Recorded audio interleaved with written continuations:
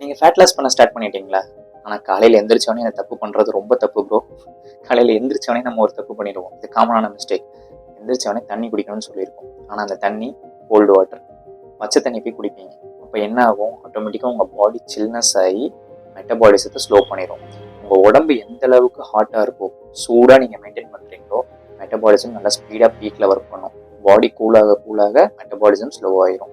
So காலைல எந்திரிச்சோடனே warm water கொஞ்சம் jeera mix பண்ணி குடிக்கிறது உங்கள் மெட்டபாலிசத்தை ஸ்பீட் பண்ணுறக்கும் உங்கள் ஃபேட் லாஸுக்கும் ஒரு பெரிய சப்போர்ட்டாக இருக்கும். ஸோ காலையில் கோல்டு வாட்டர் குடிக்கிறத அவாய்ட் பண்ணிடுங்க.